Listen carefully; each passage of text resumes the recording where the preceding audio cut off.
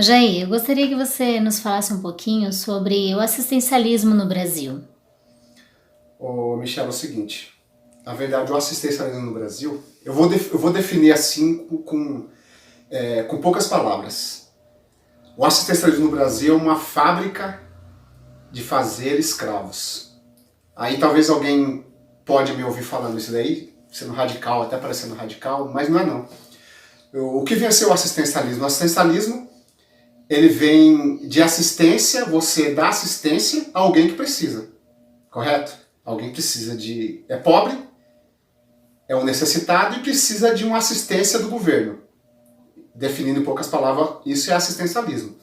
Só que é o seguinte, existe um problema no assistencialismo. Qual o problema do assistencialismo? O problema do assistencialismo é o seguinte, porque ele não carrega, acoplado a ele, um projeto para que aquele indivíduo saia do assistencialismo e comece a produzir. Porque o que traz dignidade a um homem não é receber assistência do governo, nem de ninguém. O que dignifica um homem nem é tanto ter um emprego com salário fixo. Isso é bom também. Mas o que dignifica o homem mesmo é fazer com que esse indivíduo produza para o seu país. O assistencialismo no Brasil, ele mais escraviza do que ajuda. O maior exemplo disso é o povo do Nordeste. O nosso amado e sofrido povo nordestino. Por quê? Porque os políticos têm usado o Bolsa Família para escravizar aquele povo. Não existe projeto para o povo nordestino. Projeto de tirar o povo da miséria. Existe projeto de escravizar o povo do Nordeste. Existe projeto de alienar o povo do Nordeste. Porque todas as eleições, todo de 4 em 4 anos, de 2 em 2 anos, é a mesma narrativa. O próximo candidato, como eu já falei, o próximo candidato que entrar vai tirar a Bolsa Família. Isso aconteceu e nessas eleições foi a prova que isso não aconteceria, que o próprio governo Bolsonaro, o que ele fez? Além de dar continuidade à Bolsa Família, ele ampliou, colocando o 13º.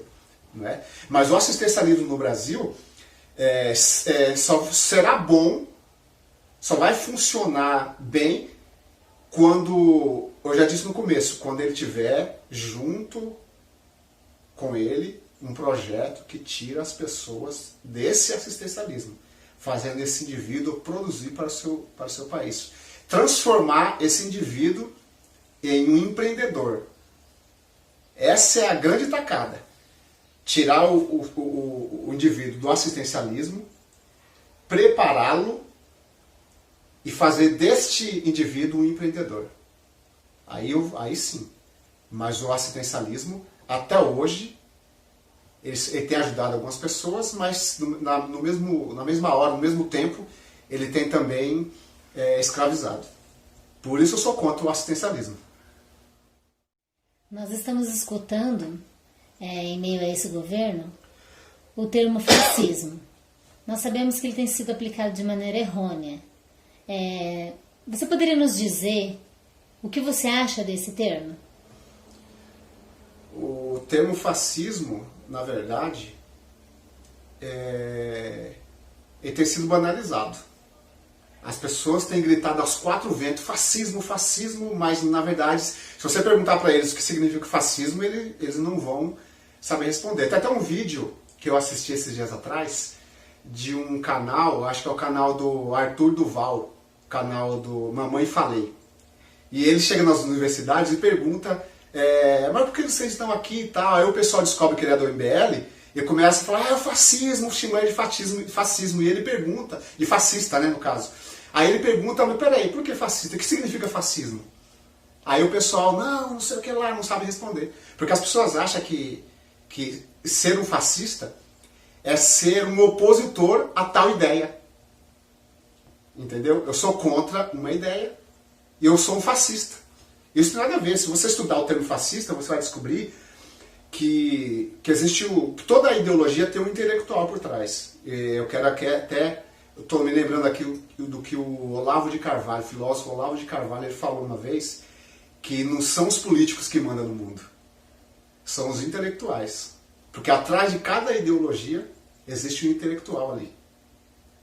Então, por exemplo, marxismo, Karl Marx. O fascismo existe um intelectual, que foi o Giovanni Gentili, que foi um intelectual do fascismo. O sentido etimológico do termo fascismo, para você ver que o pessoal está muito enganado que é o fascismo, é a questão do fecho. Se você pega uma varinha fina, você quebra. Só que se você pegar um fecho, você não consegue quebrar. Trazendo assim uma ideia de que o coletivo ele é mais importante do que o individual. Que a ideia de um grupo ela é mais importante do que a ideia de um indivíduo. Então o que acontece? Falando assim, trazendo politicamente, o Estado é maior do que o indivíduo. Entendeu? O Estado, ele que dita as regras. O Estado, ele sabe o que é melhor para os indivíduos da sua nação. Então o que acontece? Atrás do termo fascismo, vem um projeto para poder dominar todo o indivíduo, descartando as suas liberdades individuais. Está entendendo? As suas liberdades individuais. Então, o fascismo é o Estado totalitário. O fascismo, por exemplo, quem é o Deus do fascismo? É o ditador. Qual é a religião do fascismo? O Estado. O Estado que sabe o que é melhor para você. O Estado é que dita as regras. Tá entendendo? Aí o pessoal, creio que você já ouviu na televisão, o pessoal chamando o presidente Jair Bolsonaro de fascista. Ele é um fascista, mas não sabe o que estão falando. O último vídeo que saiu dele agora de uma reunião privada, o que ele exaltou naquela reunião privada? Liberdade de expressão, livre mercado. Ele é armamentista, jamais um fascista vai armar a população. Nunca, porque a população tem que estar desarmada para quando ele invadir as casas, tá todo mundo ali sem nenhum poder de defesa. Tá entendendo? Então o que acontece? E inclusive ele colocou um ministro da Economia liberal, que o slogan do Paulo Guedes e também do presidente é menos Brasília e mais Brasil. Porque para definir rapidamente o que é o liberalismo, é o Estado mínimo. Liberalismo. O fascismo é o Estado total. Então como eu vou chamar um presidente desse, um governo desse de fascismo, de fascista? Se ele está lutando para tirar o Estado do cangote do empresário. É o termo que ele usa. Então você pode chamar o presidente Jair Bolsonaro de boca suja, se você quiser. Você pode chamar ele do tiozinho do churrasco, de um homem sem modos. Você pode chamar ele de qualquer coisa. De fascista, jamais. Não pode. Pode chamar ele de bozo. O pessoal chama ele de bozo, apesar que é uma honra se chamar de bozo, porque não é da sua época, mas na minha época o bozo era o melhor e maior palhaço do mundo, foi considerado. Que trouxe alegria para toda criança do Brasil. Então é uma honra se chamar de bozo.